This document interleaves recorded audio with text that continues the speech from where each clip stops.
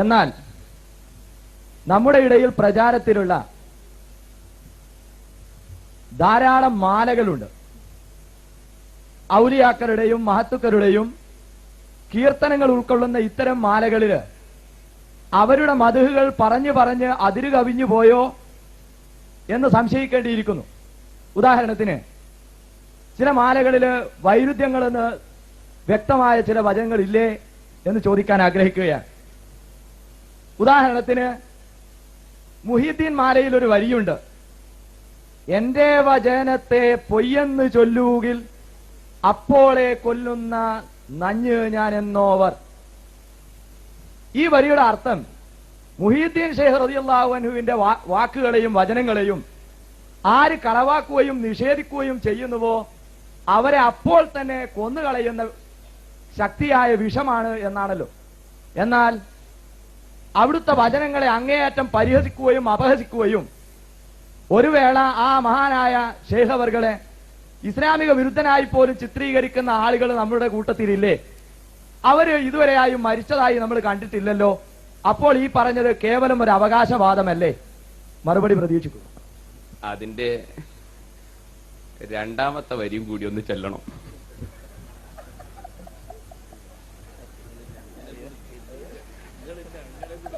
ചോദ്യത്തിന്റെ ചോദ്യമായി മറുപടി പറയുക എന്നൊരു രൂപം പൊതുവെ നിങ്ങളിൽ കണ്ടുവരുന്നതാണ്. ഏതായാലും ഞങ്ങളും പഠിച്ചിട്ട് തന്നെയാ വന്നത്. അവരുടെ ദീനെയും ശേഷം ദുനിയാവേയും ആഖിറം തന്നെയും കൊല്ലും അതെന്നോവർ. അങ്ങനല്ല, അവരുടെ ദീനെയും പോക്കും ഞാൻ എന്നോവർ. ഏതായാലും നിങ്ങളാരും പോക്കന്നെ.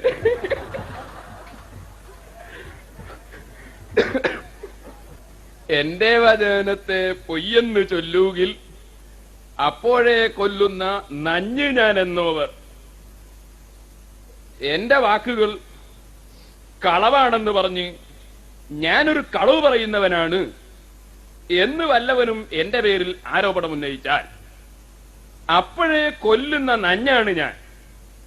അപ്പോഴേ കൊല്ലുന്ന നഞ്ഞാണ് എന്ന് പറഞ്ഞാൽ ആ സമയത്ത് എന്നെടുത്ത് വിഴുങ്ങിയാൽ അവനപ്പം മരിച്ചു പോവും എന്നാണോ അതിന്റെ അർത്ഥം? ഒരിക്കലുമല്ല. അതിന്റെ വ്യാഖ്യാനമാണ് രണ്ടാമത്തെ വരി, അവരുടെ ദീനെയും ശേഷം ദുന്യാവേയും ആഖിറം തന്നെയും പോക്കും അതെന്നോവർ എന്ന് പറഞ്ഞാൽ, ഞാൻ ഒരു കളവ് പറയുന്നവനാണ് എന്ന് എന്റെ പേരിൽ ആരോപണം ഉന്നയിച്ച് എന്നെ കുറ്റം പറഞ്ഞാൽ അവന്റെ ദീനും ദുന്യാവും ആഖിറവും നഷ്ടപ്പെട്ടു പോകും. അത് അല്ലാഹു നേരത്തെ ലോകത്തോട് പഠിപ്പിച്ച ഒരാശയമാണ്. മൻ ആദാലി വലിയൻ ഫഖദ് ബാറസനി ബിൽ ഹർബ്, അല്ലെങ്കിൽ ഫഖദ് ആദൻതുഹു ബിൽ ഹർബ്. എന്റെ ഔലിയാക്കളിൽപ്പെട്ട ഒരു വലിയനോട് വല്ലവനും എതിർപ്പ് കാണിച്ച് അവരെ പേരിൽ ആരോപണം ഉന്നയിക്കുകയും കുറ്റം പറയുകയും അവരെ കള്ളന്മാരാക്കുകയും ചെയ്താൽ ഫഖദ് ആദൻതുഹു ബിൽ ഹർബ്, ഞാൻ അവരോട് യുദ്ധം പ്രഖ്യാപിച്ചിരിക്കുന്നു, അല്ലെങ്കിൽ അവൻ എന്നോട് യുദ്ധത്തിന് വന്നവനാണ്. അള്ളാഹു പറയുന്നു, ഞാൻ ഇഷ്ടപ്പെട്ട ഒരു മഹാന് ഒരാൾ എതിർപ്പ് കാണിച്ചാൽ അവൻ എന്നോട് യുദ്ധത്തിന് വന്നവനാണ്. അള്ളാഹുവിനോട് യുദ്ധത്തിന് വന്നാൽ അവൻ എന്ത് കിട്ടും? അവന്റെ ദുന്യാവും ആഖിറവും ദീനും ഒക്കെ നഷ്ടപ്പെട്ടു പോകും.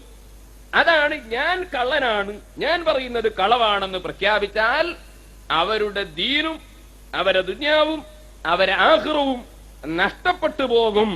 ഇതാണ് കൊല്ലുന്ന വിഷമാണ് എന്ന് പറഞ്ഞതിനർത്ഥം. അതാ രണ്ടാമത്തെ വരിയിൽ അത് വിശദീകരിച്ചത്, അവരുടെ ദീനെയും ശേഷം ദുന്യാവേയും ആഖിറം തന്നെയും പോക്കും അതെന്നോവർ. ഇതാണ് ഇബ്നു ഹജർ ഹൈതമി റഹിമഹുല്ലാ തന്റെ ഫതാവൽ ഹദീസിൽ പറഞ്ഞു, രണ്ട് വിഭാഗത്തോടാണ് അള്ളാഹു യുദ്ധം പ്രഖ്യാപിച്ചു എന്ന് പറഞ്ഞത്. ഒന്ന്, പലിശ വാങ്ങിയിട്ട് എടുത്ത് ഭക്ഷിക്കുന്ന ആളുകളും, രണ്ടാമത്തത് അള്ളാഹുവിന്റെ ഔലിയാഇനോട് എതിർപ്പ് കാണിക്കുന്നവരും. അള്ളാഹു യുദ്ധം പ്രഖ്യാപിക്കുന്നു എന്ന് പറഞ്ഞാൽ അതിനർത്ഥം അള്ളാഹു പീരങ്കി പൊട്ടിക്കും എന്നല്ല. അവന്റെ ദീനിനും ദുനിയാവിനും ആഖിറത്തിനും അതിന്റെ നഷ്ടം സംഭവിക്കും, ഈമാനില്ലാതെ മരിച്ചു പോവുകയും ചെയ്യും എന്നതാണ് അതിനർത്ഥം. ആ അർത്ഥം തന്നെയാണ് അവരുടെ ദീനെയും ശേഷം ദുന്യാവേയും ആഖിറം തന്നെയും പോക്കും അതെന്നോവർ എന്ന് മുഹീദ്ദീൻ ശൈഖ് റളിയല്ലാഹു അൻഹു പറഞ്ഞത്. വിശന്ന് കാണുമ്പോഴേക്ക് അതിങ്ങനെ വന്ന് ശരീരത്തിലൂടെ ഇങ്ങനെ കടക്കുകയാണ് എന്നിട്ട് തെറ്റിദ്ധരിക്കരുത്. ഖുർആനിൽ അല്ലാഹു തആല പറഞ്ഞു, വലാ യഗ്തബ് ബഅദുകും ബഅദാ, നിങ്ങൾ ആരും ഗീബത്ത് പറയരുത്. അയ്യുഹിബ്ബു അഹദുക്കും അൻ യഅകുല ലഹമ അഖീഹി മൈതൻ ഫകരിഹ്തുമൂ. ഇതാ നിങ്ങളിൽപ്പെട്ട ഒരു മനുഷ്യൻ മരിച്ചിട്ട് അവന്റെ ശവത്തിൽ നിന്ന് അവന്റെ മാംസം തിന്നാൻ ഇഷ്ടപ്പെടുന്നുണ്ടോ എന്ന് ചോദിച്ചു. എന്ന് പറഞ്ഞാൽ ഒരാളെ ഗീബത്ത് പറയുമ്പോൾ മാംസം ഇങ്ങനെ വായിൽ ഇങ്ങനെ വന്ന് വീഴുന്നല്ല അതിന്റെ മേന, മറിച്ച് അത് മാംസം തിന്നുന്നതിന് തുല്യമാണ് എന്നാണ് അതിനർത്ഥം. അതുപോലെ നിങ്ങളെ കൊല്ലുന്ന നഞ്ഞാണെന്ന് പറഞ്ഞാൽ നഞ്ഞ് തൊട്ടാൽ അത് നശിക്കലാണ്.